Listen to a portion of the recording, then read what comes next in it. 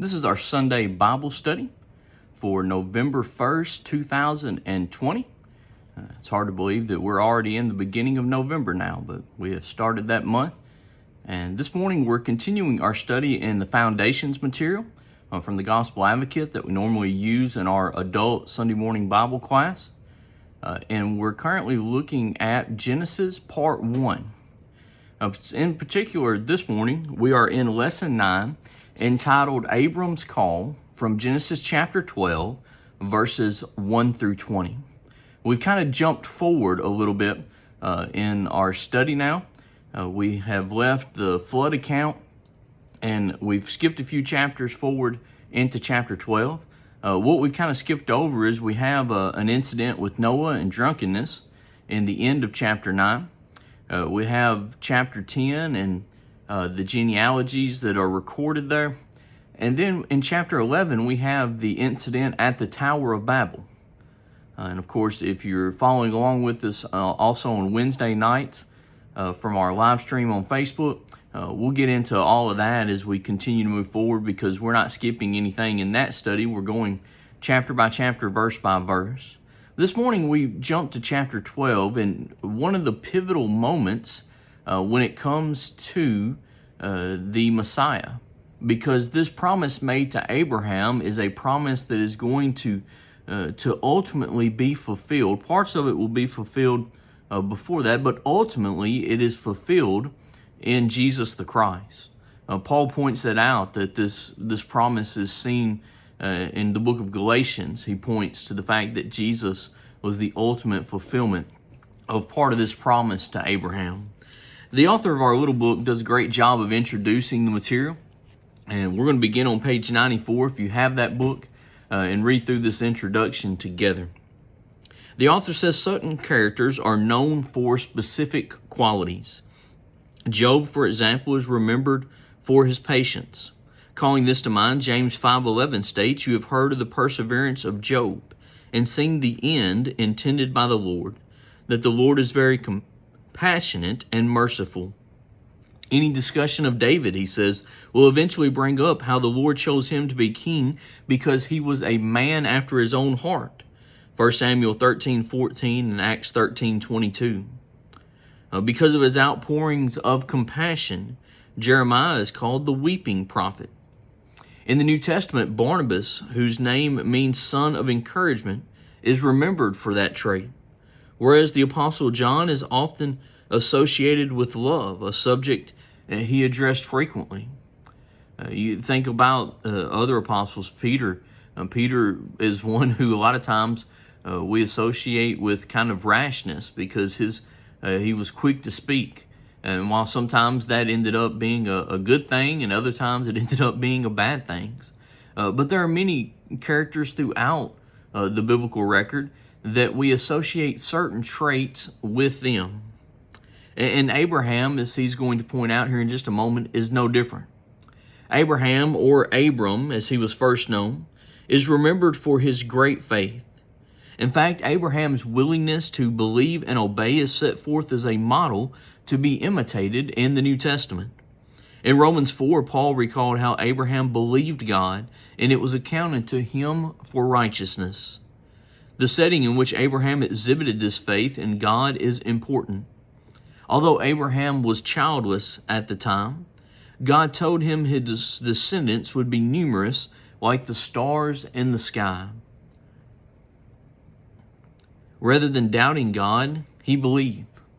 Paul described how Abraham, contrary to hope, in hope believed, so that he became the father of many nations, according to what was spoken, so shall your descendants be, Romans 4:18.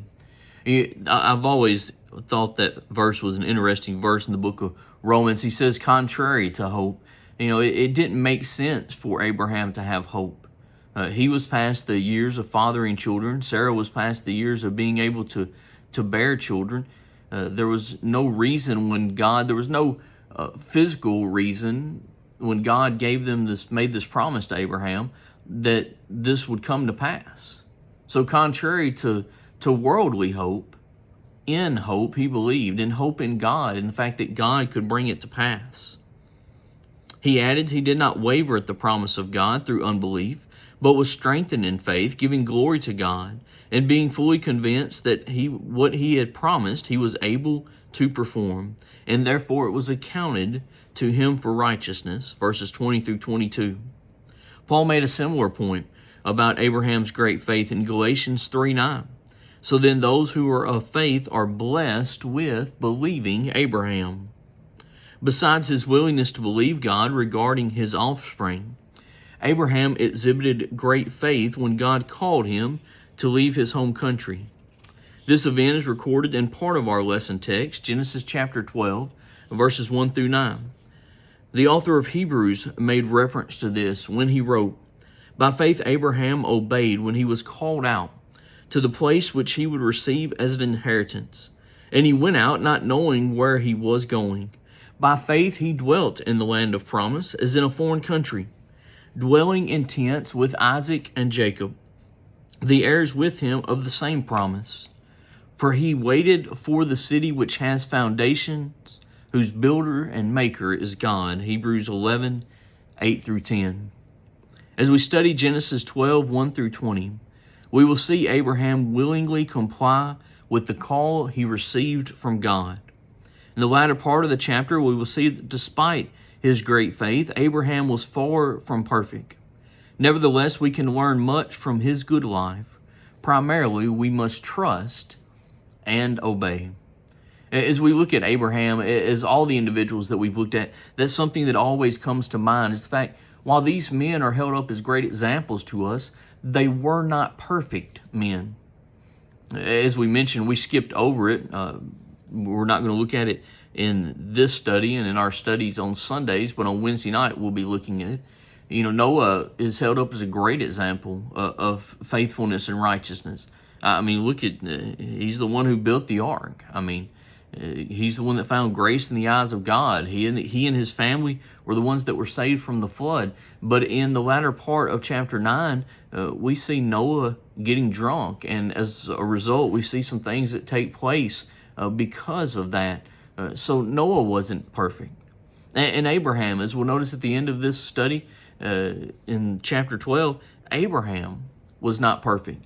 So yes, these men are held up as examples that we can look at, that we can follow, but we need to recognize also, though, they were not perfect. They were just mere men. There's only one perfect individual that has ever lived, and that, of course, is Jesus the Christ. And so we're in Genesis chapter 12, looking at the first 20 verses. In the little book on page 96, the author says that Abram is first introduced in the genealogy of Terah, found in Genesis chapter 11 and verse 27. He was a descendant of Noah's son, Shem. According to Genesis 11:31, Terah took his son Abram and his grandson Lot, the son of Haran, and his daughter-in-law Sarai, his son Abram's wife. And they went out from Ur of the Chaldeans to go to the land of Canaan. And they came to Haran and dwelt there. Now, the text does not immediately explain why Terah sought to relocate his family, nor does it reveal why he did not take his son Nahor as well. Ross provided one possible answer to this. He said the narrator was not concerned with presenting a strict chronology for the call and the move. He provided the information about Terah's move to Haran as a parenthesis to the main idea. We may construct the chronology as follows. Abram received the word from God in Ur. The family left Ur to go to Canaan. By going through Haran, apparently the ancestral home, Terah died in Haran, and Abram continued on to the place that God had promised. The record of the word of the Lord to Abram, verses 1 through 3, was placed at the beginning of the Abraham story proper, after the report of the death of Terah. This explanation certainly fits with the rest of Scripture, which it emphasizes how God called Abram to leave Ur. And so we're going to be noticing here this call made to Abraham. And we begin to notice that in verse 1. Now the Lord said to Abram, "Get out of your country, from your family, and from your father's house to a land that I will show you." I want you to just right off the bat think about this for a moment. And think about you being Abraham and you receiving this call. I'm sitting here in Ripley. I have a house, which granted we don't own the house. The bank owns the house, but we're slowly paying the bank back for the house. I have a wife. I have 2 children. We have been blessed with comforts and things here. But suddenly God says, hey, I want you to get out of your country. So we're not just leaving the state of Tennessee. We're not just leaving the city of Ripley. We're not just leaving the state of Tennessee. We're leaving the country. We're going to be leaving the United States. So I want you to get out of your country, from your family. Now, as we'll see, that didn't include his wife, and which they don't have children yet, but the children will be with them. So that didn't include children. So Micah and the kids can go with me. But all our other family, we've got to separate from them. And he says, from your father's house. At this time, it was common for families that it wasn't just the nuclear family that lived together. It was the extended family. And so a lot of times, while they might not live all exactly under the same roof, they would be all there together in some type of family area.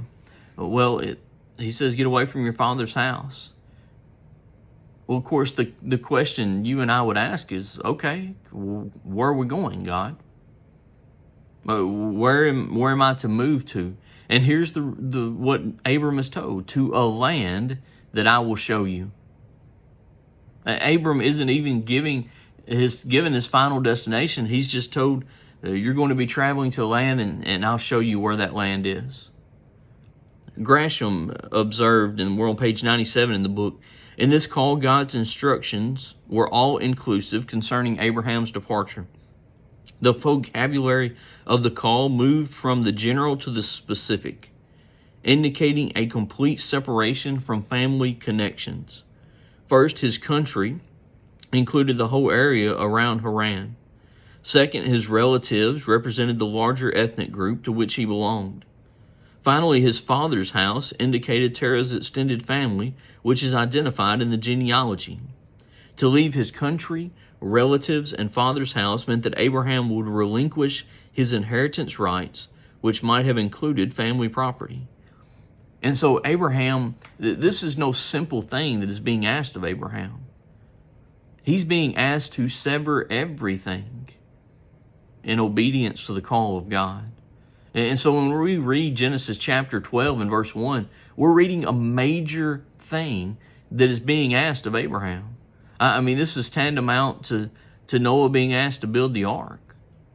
And of course, with Noah being asked to build the ark, there was God's blessings connected with that. And we see here that there are blessings connected with Abraham's obedience.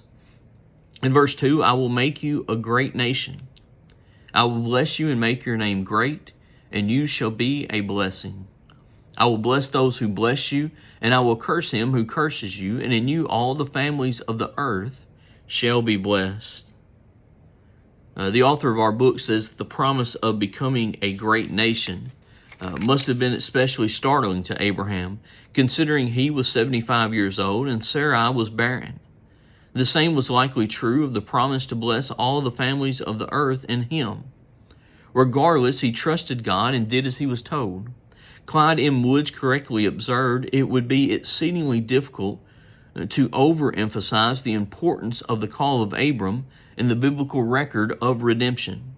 Indeed, the entire biblical story can be organized around the fulfillment of God's promise to Abram, as these involve the development of a people, Israel, to whom is given a land, Canaan, and through whom comes a blessing for all nations, the Messiah. And so we see how this call connects in to us today.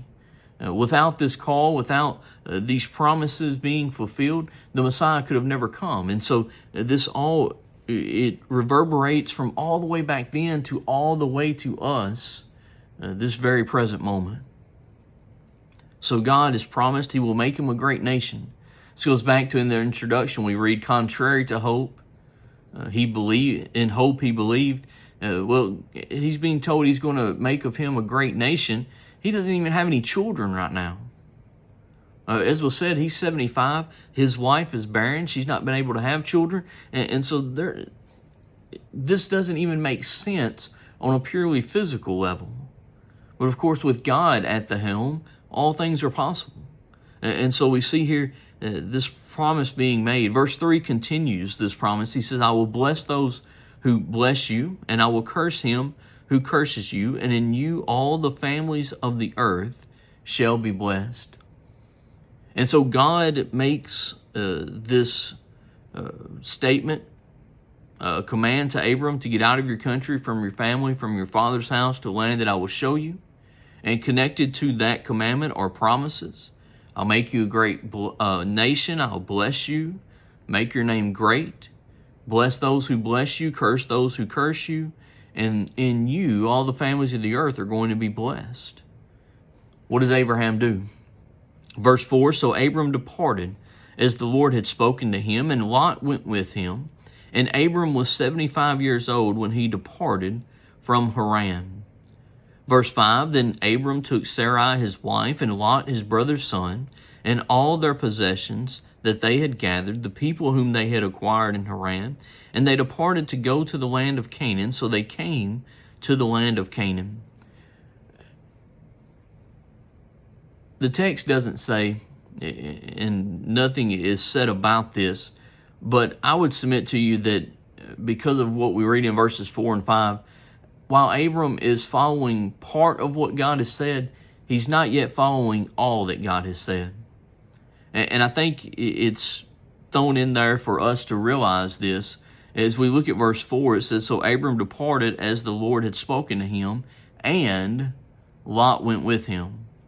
And so Abram, he's not completely separating from his family.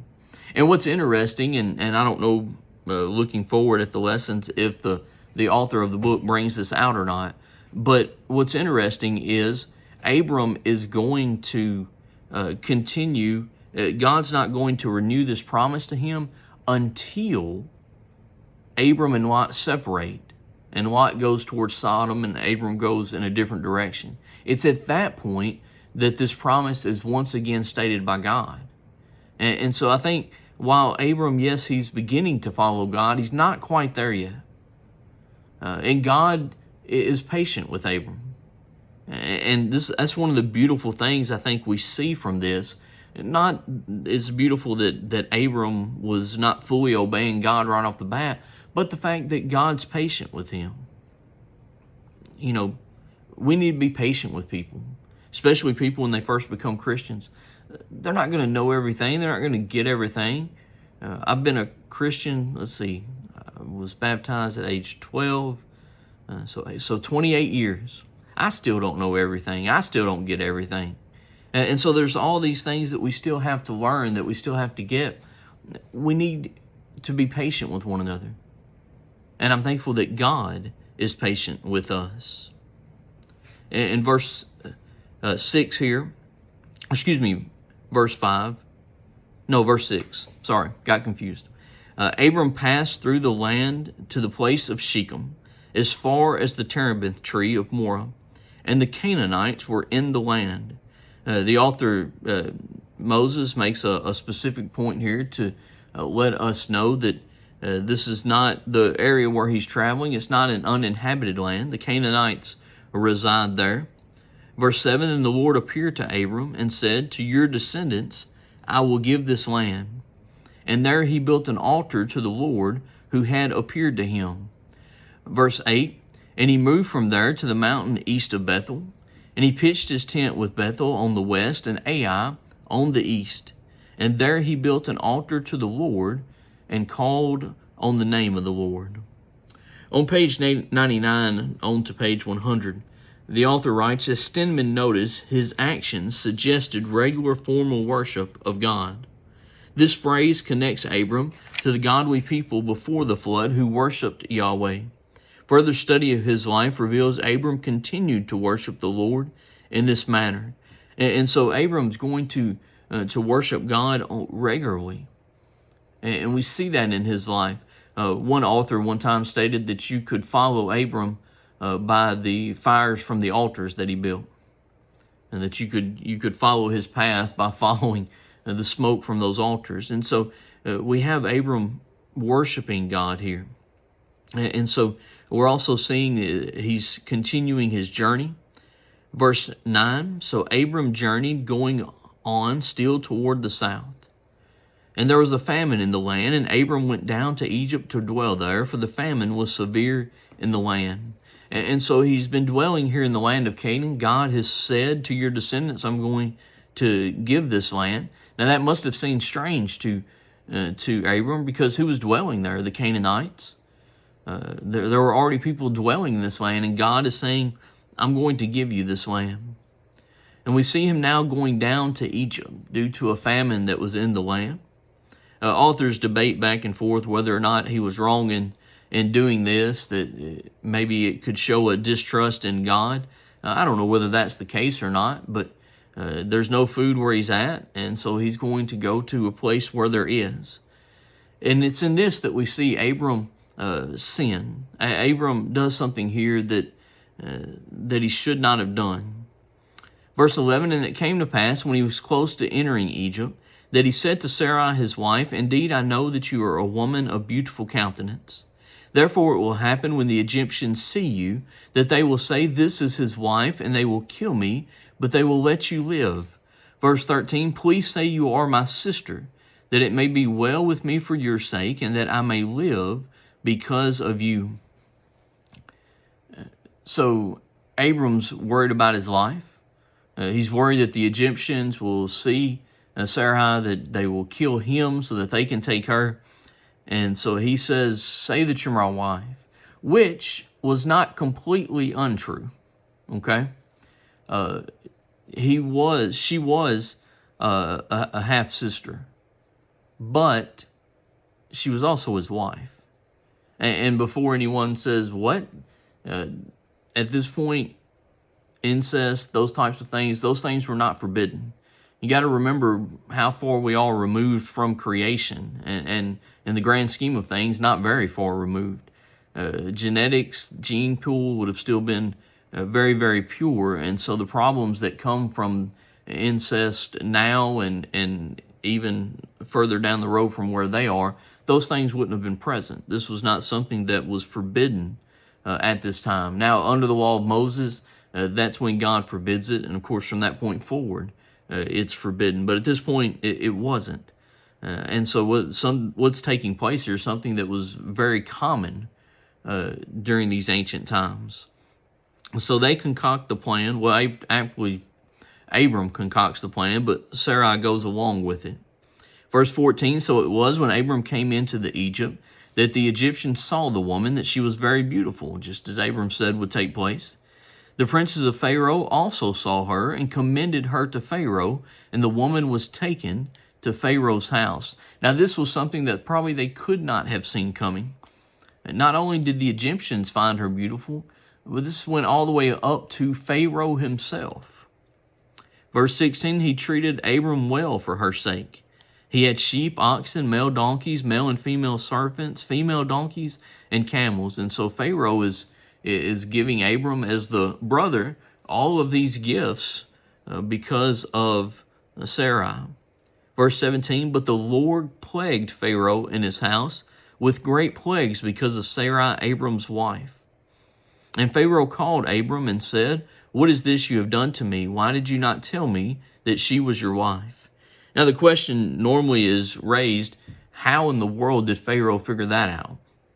Well, I don't know if it was God that told Pharaoh, if because of the plagues, God somehow indicated that was what was going on. I don't know if Sarai told Pharaoh, hey, look, this is why all these plagues are happening. Abram's actually my husband. But some way Pharaoh finds out. And we see the nobleness of Pharaoh. It's interesting. We see this in a lot of places in the biblical record. Sometimes those who were, quote, pagan, being more honorable than those who were supposed to be following God. In verse 19, why did you say she is my sister? I might have taken her as my wife. Now therefore here is your wife. Take her and go your way. So Pharaoh commanded his men concerning him, and they sent him away with his wife and all that he had. And on page 100, going into 101, the author says, summing up the situation, Gangle and Brammer wrote, Abram's sin brought God's judgment on Pharaoh's house. But in a true demonstration of biblical grace, God overcame Abram's sin, forgave his lie, and sent him back to the land. God had made a promise to Abraham, and he intended to keep it. So despite what Abram did, God is still there. God is still blessing him. God forgave him, and he intends to still continue to honor the promise that he had made. We have one application that we want to notice as we close out. The promise of God made to Abram in Genesis 12, 1 through 3 is one of the most significant found in Scripture. It reminds us of God's eternal plan to save humanity.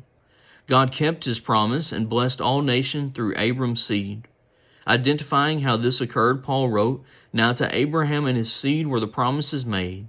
He does not say, and to seeds as of many, but as of one, and to your seed, who is Christ. God, when he makes a promise, he keeps it. And what a great blessing it is to know that and to be able to always trust in him. I want to thank you for tuning in to our study.